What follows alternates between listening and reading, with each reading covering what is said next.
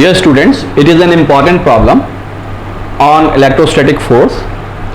What are the horizontal and vertical component of the net electrostatic force of the charged particle in the lower left corner of the square if q is equal to इतना and a is equal to इतना. दो value दे रखी है. q की value 1 into 10 की power -7, किसी किसी जगह पर ये +7 भी लिखा हुआ है, ये बात याद रखिए. 1 into 10 की पावर -7 कूलम, क्योंकि -7 कूलम ये जो ऑर्डर है ये ज्यादा प्रैक्टिकल ऑर्डर है, इसलिए मैंने ये लिखा है. a is equal to 5 centimetre. हमको डिस्टेंस की वैल्यू हमेशा मीटर में रखनी है, ये बात याद रखिएगा. एक स्क्वायर है, a b c d 4 vertices है, इनके ऊपर 4 चार्ज बैठे हुए हैं. यहां पर +q बैठा हुआ है, यहां पर -q, यहां पर -2q, यहां पर +2q. लोअर लेफ्ट कॉर्नर, तो लोअर कॉर्नर ये दोनों है, लेफ्ट कॉर्नर ये वाला है. इसके ऊपर रिजल्टेंट फोर्स निकालनी है. तीन ये जो चार्जेस हैं ए बी सी, इनकी वजह से फोर्स आएगी. ठीक है, फौरन लिखते हैं. ए पॉजिटिव है, बी भी पॉजिटिव है, इसकी वजह से रिपल्सिव फोर्स होगी, डायरेक्शन होगा डाउनवर्ड. क्या मेरी बात समझ में आती है? मैं इसका नाम क्या दूंगा? F D A. बात समझ में आती है? इसके पास सिर्फ वर्टिकल कंपोनेंट है, क्योंकि हमें कंपोनेंट्स निकालने हैं, एग्जैक्टली फोर्स नहीं निकालनी, हमें बेसिकली कंपोनेंट भी निकालने हैं. इसके पास सिर्फ वर्टिकल कंपोनेंट है, वो भी -y डायरेक्शन में, है ना, डाउनवर्ड डायरेक्शन में. याद रखिएगा, जो भी वैल्यू आएगी मैग्नीट्यूड की, वहां पर मैं -j लगा दूंगा. ठीक है, -y डायरेक्शन है. अगर +y डायरेक्शन होता +j लगाता, +x डायरेक्शन होता +i लगाता. देखिए, b यहां पर बैठा हुआ है, d यहां पर बैठा हुआ है. d के ऊपर b कैसी पॉजिटिव फोर्स लगाएगा? ये लगाएगा आपके फोर्स ऑफ अट्रैक्शन. तो डायरेक्शन फोर्स का क्या होगा? इस लाइन के अंदर होगा. इस फोर्स को मैं क्या बोलूंगा? F D B, force on D by B. Angle क्या होगा यहां पर बच्चों? एंगल होगा 45 डिग्री, क्योंकि स्क्वायर है ना, ये हमें पता करना जरूरी. डी के ऊपर सी भी एक फोर्स लगाया, क्योंकि ये नेगेटिव है, ये पॉजिटिव है, ये इस डायरेक्शन में होगी इसकी फोर्स. इसको हम बोलेंगे एफ डी सी. क्या मेरी बात समझ में आती है? इसके पास सिर्फ हॉरिजॉन्टल कंपोनेंट है, तो जब मैं ये लिखूंगा जिस दिन, उस दिन मैं यहां पर +i लगा दूंगा इसके मैग्नीट्यूड के साथ. अच्छा, ये एफ डी बी जो है, इसके पास दोनों कंपोनेंट, इसकी बात हम डिटेल में बाद में कर लेंगे. सबसे पहले हम वैल्यूज निकालते हैं. क्या मेरी बात समझ में आती है? ओके, तो सबसे पहले मैं एफ डी ए निकालता हूं. एफ डी ए, ओके, कैसे निकालूंगा? 1/4 पाई एप्सिलॉन नॉट. हम ये मान के चलते हैं कि चार्जेस स्पेस में रखे हुए हैं या फिर बेसिकली एयर में रखे हुए हैं, तो एप्सिलॉन आर को 0, एप्सिलॉन आर को 1 मान के आगे बढ़ते हैं. और इसकी वैल्यू 9 into 10 की पावर 9 पुट करते जाएंगे हर बार. ठीक है, बार बार इसको नहीं लिखेंगे. वैल्यू क्या है? 2q multiplied by q upon r square. इसका स्क्वायर 5 into 10 की पावर -2 मीटर में रखेंगे इसका स्क्वायर. और मैं यहां पर डायरेक्शन कौन सा लगा दूं? डायरेक्शन लगा दूं -j, यानी कि सिर्फ वर्टिकल कंपोनेंट है, डाउनवर्ड डायरेक्शन में. इसकी वैल्यू बच्चों मैंने डायरेक्ट कैलकुलेट करी है एफ डी ए की. आप भी जरा चेक कर लीजिएगा, क्योंकि मुझसे गलती हो सकती है. इसकी वैल्यू डायरेक्ट लिख रहा हूं मैं एफ डी ए की, -0.072 j माइनस, यानी डाउनवर्ड डायरेक्शन में, और सिर्फ वर्टिकल कंपोनेंट है. Okay, now let us talk about this. हम पहले एफ डी सी निकाल लेते हैं, क्योंकि इससे इसका डायरेक्ट रिलेशन है, आप आराम से समझ जाएंगे. F D C, force on D by C. तो मैं इसकी वैल्यू डायरेक्ट लिख रहा हूं यहां पे बच्चों 9 into 10 की पावर 9, है ना. ये जो कंपोनेंट है ना 1/4 बाई एप्सिलॉन नॉट, ये 9 into 10 की पावर 9 होता है. आप सब लोग भी जानते हैं, बहुत सारे लोग. उसके बाद दोनों चार्जेस की वैल्यू, ये -2q, ये +2q. यहां पर माइनस मत लगा दीजिएगा, ये बात याद रखिए.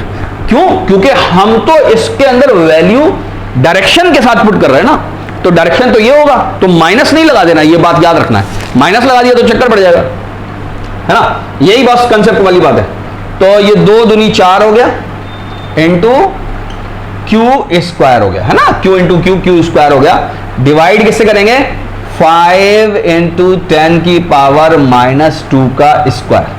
ओके, इसको जब मैंने कैलकुलेट किया तो इसको ध्यान से देखेंगे, 2 का डिफरेंस है सिर्फ, तो मैं इस यहां पर लिखूंगा प्लस, प्लस क्यों लगा रहा हूं आप समझ जाएंगे, 0.144 इसकी 2 गुनी होगी और इसका डायरेक्शन है सिर्फ हॉरिजॉन्टल डायरेक्शन है, सिर्फ हॉरिजॉन्टल डायरेक्शन है प्लस आई कैप डायरेक्शन। क्या मेरी बात समझ में आती है? तो एक के पास सिर्फ वर्टिकल डायरेक्शन, एक के पास सिर्फ horizontal direction. Now let us talk about FBD. FBD निकालनी है, एफबीडी, सॉरी एफबीडी नहीं निकालनी, एफडीबी निकालनी, ठीक है। डी के ऊपर बी के जरिए लगाई हुई फोर्स। सबसे पहले तो 9 into 10 की पावर 9, 1/4 पाई एप्सिलॉन नॉट का चक्कर खत्म। 2q और q, माइनस प्लस माइनस मत लगाइएगा क्योंकि हम डायरेक्शन लिखेंगे यहां पर। क्या मेरी बात समझ में आती है? तो ये हो जाएगा आपका 2 into 2q स्क्वायर, और डिस्टेंस कितना लिखेंगे क्योंकि स्क्वायर की साइड 5 सेंटीमीटर थी तो ये हो जाएगी 5√2 सेंटीमीटर। हम लिखेंगे √2 into 5 into 10 की पावर -2 इसका स्क्वायर। बच्चों ये मैंने कैलकुलेट किया है। अच्छा ये सिर्फ मैग्नीट्यूड निकालने हैं अभी हम, इसका डायरेक्शन अभी निकालूंगा मैं, ठीक है। सिर्फ मैग्नीट्यूड निकालना है, मैग्नीट्यूड निकालना है तो माइनस रखने की जरूरत नहीं है। ये हमने निकाला 0.036 न्यूटन, है ना। ये सब भी न्यूटन में आ रहे हैं बच्चों क्योंकि फोर्स है। क्या बात समझ में आती है? अब ध्यान से देखिए, एफबीडी, एफ यहां पर लिख रहा हूं एफबीडी, दिस इज एफबीडी नहीं सॉरी डीबी, है ना। ये इस डायरेक्शन में इसका कंपोनेंट ये 45 डिग्री है तो इसका कंपोनेंट इस डायरेक्शन में क्या होगा, एफ डी बी का मैग्नीट्यूड इंटू cos 45। क्या मेरी बात समझ में आती है? और वर्टिकल डायरेक्शन में ऊपर की तरफ होगा इसका एफ डी बी, इसका magnitude multiplied by cos 45, sorry sin 45। इत्तेफाक से दोनों सेम होते हैं। cos 45 sin 45 से मल्टीप्लाई करेंगे, हॉरिजॉन्टल कंपोनेंट में cos 45, वर्टिकल कंपोनेंट में sin 45। क्योंकि पॉजिटिव डायरेक्शन था फर्स्ट क्वाड्रेंट में तो दोनों ही कंपोनेंट कैसे होंगे, पॉजिटिव होंगे। तो इसके पास दोनों कंपोनेंट हैं, हॉरिजॉन्टल कंपोनेंट भी है और वर्टिकल कंपोनेंट भी है। तो मैं यहां पर एफडीबी लिख रहा हूं बच्चों, आई होप आपके समझ में आएगा। अब मैं इसकी वेक्टर फॉर्म लिख रहा हूं 0.036 ओके इंटू cos 45, और ये क्या हो गया आई कैप, और ये प्लस का होगा और प्लस का 0.36 cos 45 और सॉरी sin 45, है ना। क्या होगा sin 45 और ये हो जाएगा आपका j कैप। तो ये हॉरिजॉन्टल कंपोनेंट हो गया, ये वर्टिकल कंपोनेंट हो गया, and it is again in newton. Now you are having 3 forces, all of them having some of them one of them having only horizontal component, then second one is having only vertical component, and the third one is having both the components horizontal and vertical. Now let us calculate actual horizontal component. horizontal component कैसे निकालेंगे? horizontal, बहुत ही important बात है horizontal component। Horizontal component में सिर्फ आई cap वालों को जोड़ दीजिए आप, जो एक्स डायरेक्शन में। क्या मेरी बात समझ में आती है? एक्स डायरेक्शन में एक तो ये रहा और एक ये बैठा हुआ, तो इसको हमने कैलकुलेट किया 0.144 आई कैप प्लस 0.036 cos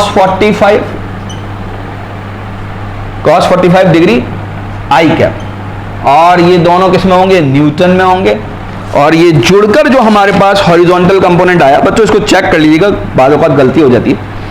ये जो हॉरिजॉन्टल कंपोनेंट आया 0.169 I cap newton, this is the first option.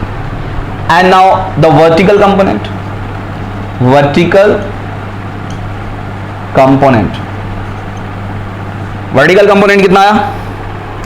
Vertical component में जे कैप वालों को हम जोड़ देंगे, एक तो ये है -0.072 जे कैप, और एक ये है प्लस 0.036 sin 45 डिग्री जे कैप, दोनों को जोड़ेंगे न्यूटन में आएगा।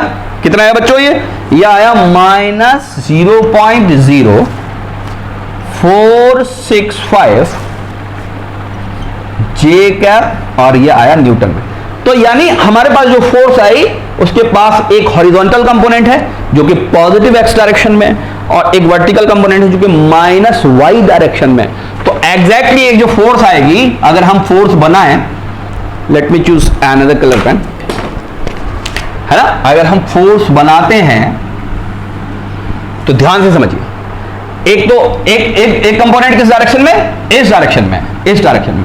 तो एक कंपोनेंट ये वाला है 0.169 आई कैप और दूसरा कंपोनेंट कौन सा है, छोटा है थोड़ा सा, दूसरा कंपोनेंट ये है, इसकी वैल्यू है -0.0465 न्यूटन और ये बेसिकली जे कैप है माइनस की साइन के साथ।